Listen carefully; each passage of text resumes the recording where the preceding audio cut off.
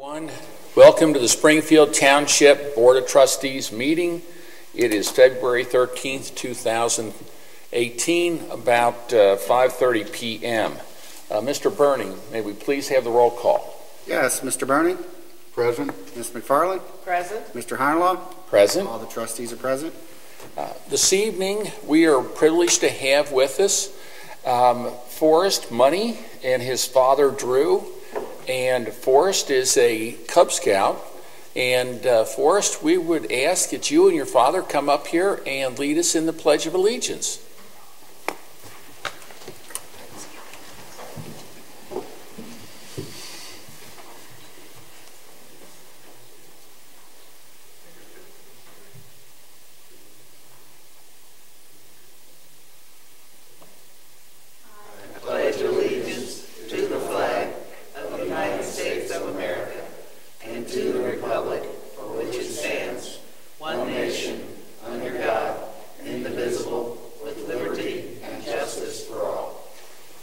Thank you very much. Thank you, Forrest. Yes. Citizenship Award. Okay.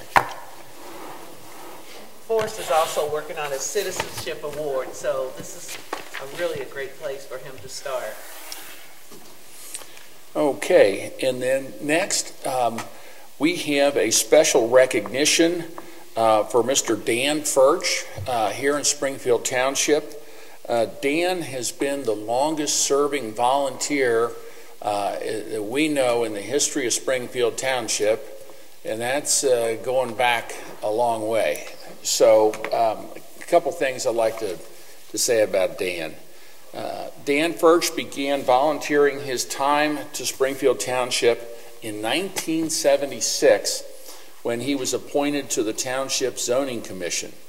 He continued his service to the township by participating in the police department's Citizen Police Academy and Citizens on Patrol. He furthered his involvement in the Citizens Police Academy Association by volunteering his time with the annual golf outings, canned food drives, and other community events within the township. More recently, Dan served as a member of the township's Comprehensive Neighborhood Master Plan Committee, providing valuable input to assist in creating the blueprint for the township's future. Dan retired from the Township Zoning Commission after 40 years of service. He continues to be involved in the Citizens Police Academy Alumni Association and routinely volunteers his time for various community events. Dan is a tireless supporter of the township. His commitment to helping this community has not gone unnoticed, and many of these contributions will continue to benefit the township for many years to come. Dan, on behalf of the Springfield Township Board of Trustees and everyone in Springfield Township, I want to thank you for the many years of service to your community. It's residents like you that make Springfield Township a great place to live. Everybody, let's give Dan a round of applause.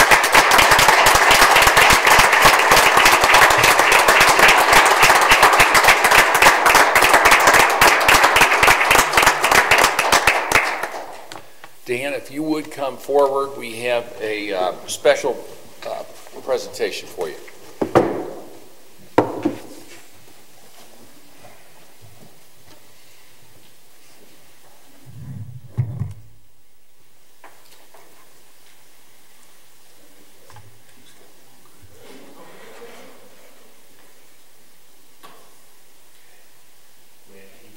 I'll reach it for you.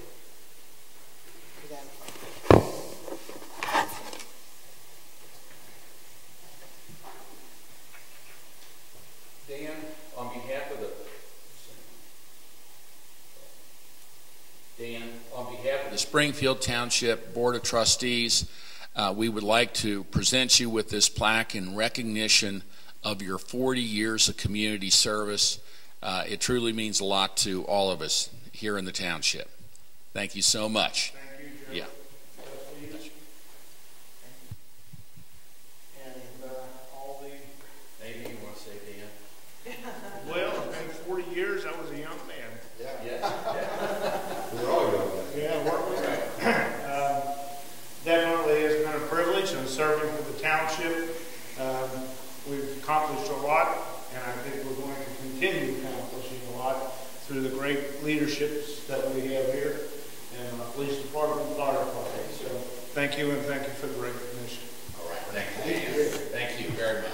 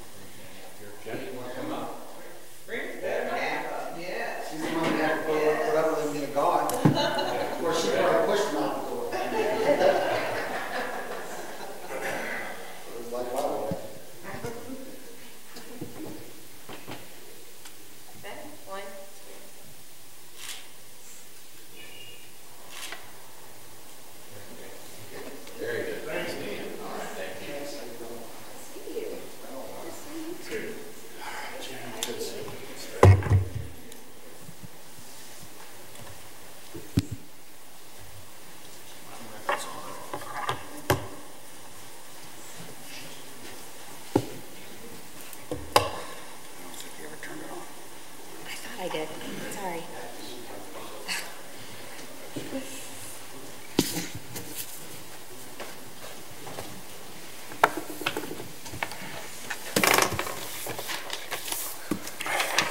Okay, moving on with our agenda this evening.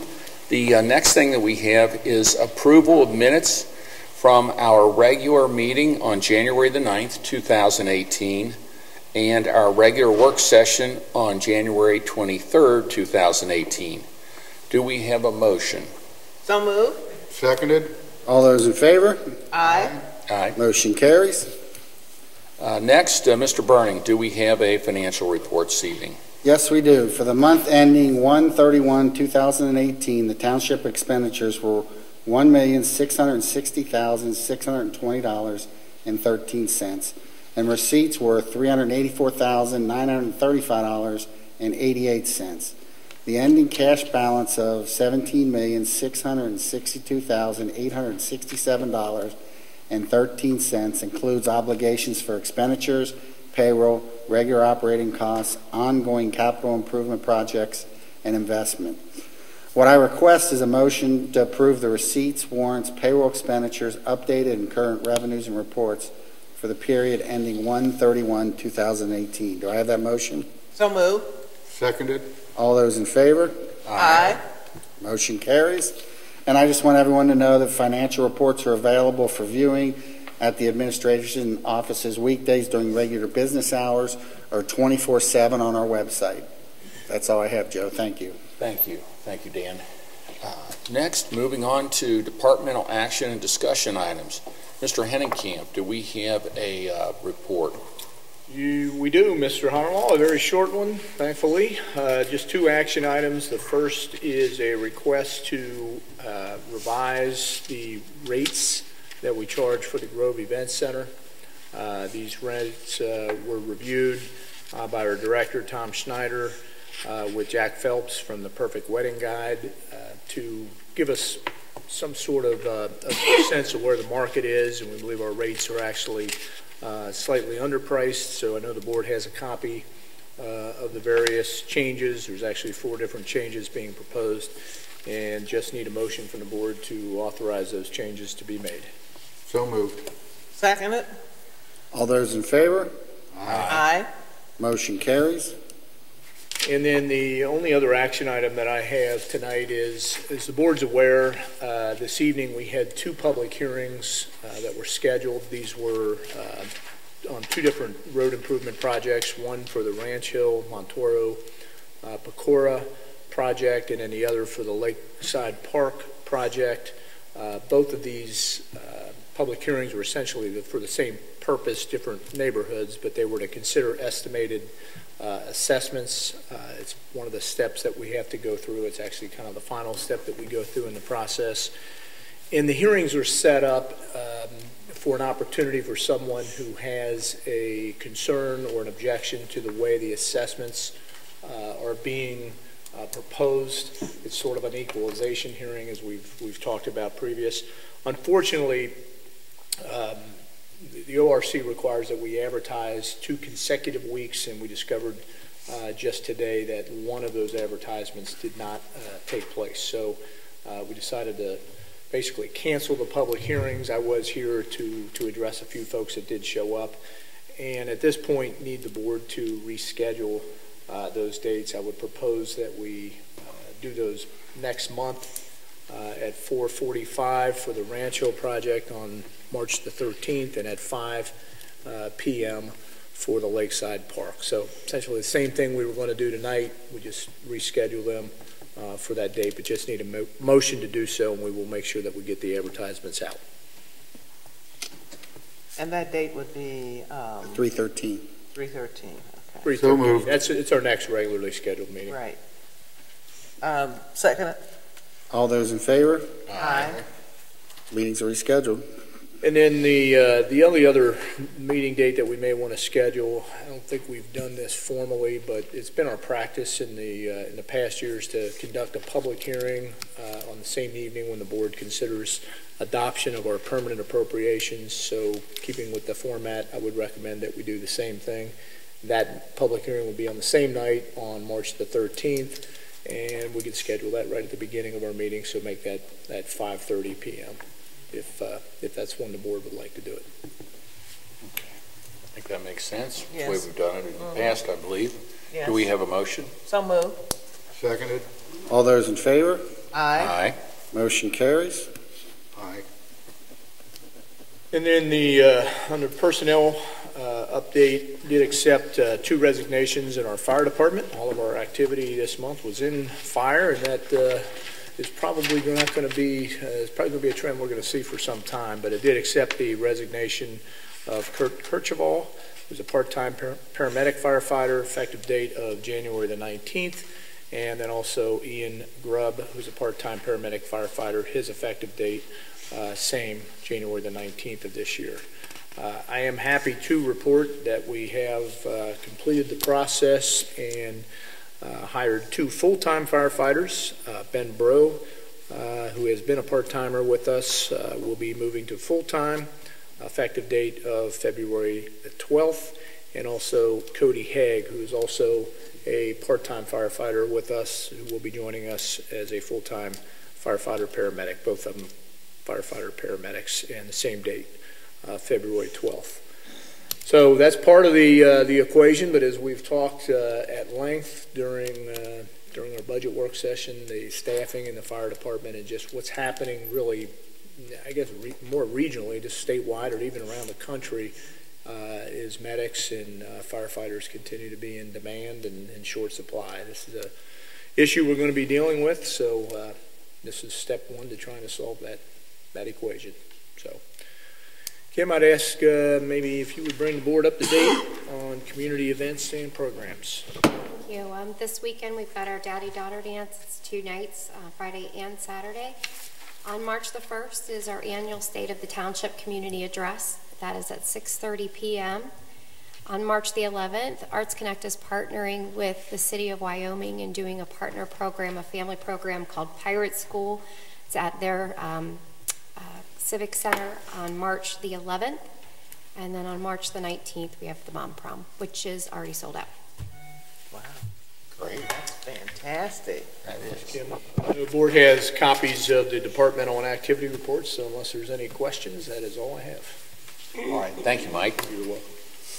Next, moving on to our resolutions this evening. We have resolution number 11, 2018, authorizing the private sale of junk motor vehicles which were not titled to the township pursuant to revised code section 4513.61 and revised code section 4513.62, and which are not needed or unfit for use in any township department. Do we have a motion? So moved. Second it. Mr. Burning? Aye. Ms. McFarland? Aye. Mr. Harnlaw? Aye. Resolution carries. Next, we have Resolution number 12, 2018, declaring nuisances pursuant to Ohio Revised Code Section 505.87 at various listed properties within Springfield Township and authorizing statutory actions necessary to abate the nuisances. Do we have a motion? So moved. Second it. Mr. Bernie? Aye. Ms. McFarland? Aye. Mr. Honolaw? Aye. Resolution carries. Next, we have Resolution number 13, 2018, declaring motor vehicles located on public or private property in Springfield Township, Hamilton County, Ohio, to be junk motor vehicles pursuant to Revised Code Section 505.173 and ordering the removal of such vehicles pursuant to Resolution number 80, 2012 and Revised Code Section 505.871. Do we have a motion? So moved. Second it. Mr. Bernie? Aye. Ms. McFarland? Aye. Mr. Honolaw? Aye. Resolution carries. Do we have any old business before the board this evening? I do not. I don't know if it's old business, but the Hamilton County Commissioners had their state of the county meeting, and a lot of the issues that they discussed related to both the city, but I focused mainly on the county. And what they did was they reviewed from a year ago what the outstanding issues and concerns were. So I just extrapolated those things that were applicable to the county. So we all know about MSD, and their goal was to try to clean up the mess. Budget stability, which everyone is trying to deal with as well, no matter if you're in the city or the county. And a crime lab location, and also 911 emergency communications.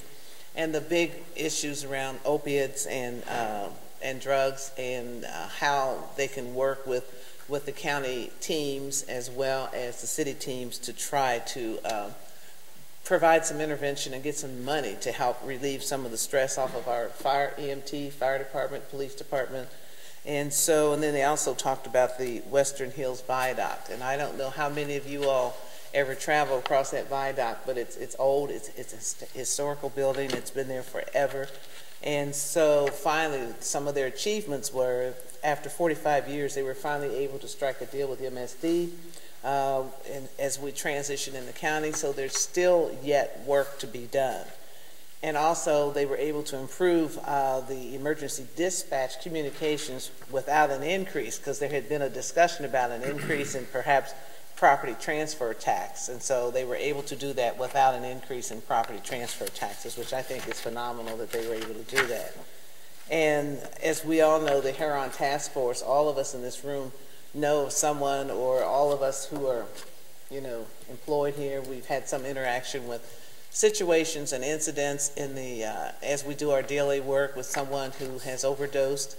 I know I had an opportunity, didn't even realize it until it happened. I was in the front of a car, in the back of a car, where a guy overdosed, and he crisscrossed across all 5 lanes of cross county, 275 coming over, and I had not witnessed anything like that in my life.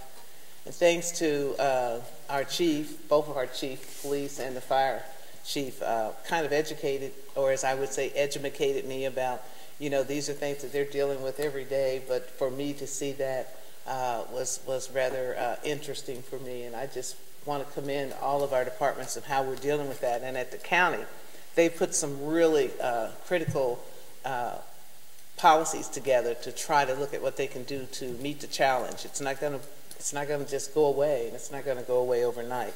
So I think that was something really, I thought, profound, and we continue to work with that at a county level. And then the thing that has a lot of impact on us here in the township is they also looked at development in the neighborhoods. And in the neighborhoods not only includes the city, but also includes the county. So we've had some relationships with their land bank programs, so they want to continue. And Chris has done a marvelous job in making sure, and you too, Joe, making sure that we get those opportunities to address those homes or areas or empty lots, to look at what we can do to make our township much more attractive, and also provide stability, and not have old houses, just sitting there with all bad, and we've worked out a lot of good opportunities to demolish some of those homes in some of our neighborhoods. So they're going to continue to work with us in the land bank program, looking for different funding and loan funds to help us continue to improve the community and also eliminate blight in our neighborhoods, which we've done, I think, a very good job there. So those were the things that just stuck out at me as they were discussing what some of the goals were going to be for the next year, 2018 and 2019. So I found it very interesting. Okay, very good, Gwen. We appreciate that update. Is there any other old business before the board? Any new business? I have none. Do we have anyone here? The next part of our meeting is citizens participation. Is there anyone here that would like to come up to the podium and address the board? If they do, we would ask that you state your name and address for the record. Is there anyone that would like to address the board this evening? It appears that we don't have any takers this evening. With that, do we have any other business before the board? I have none. No, sir. I would entertain a motion to adjourn the meeting. Do we have such a motion? So moved. Seconded. All those in favor? Aye. Meeting's adjourned. Meeting's adjourned. I want to thank everyone for coming this evening.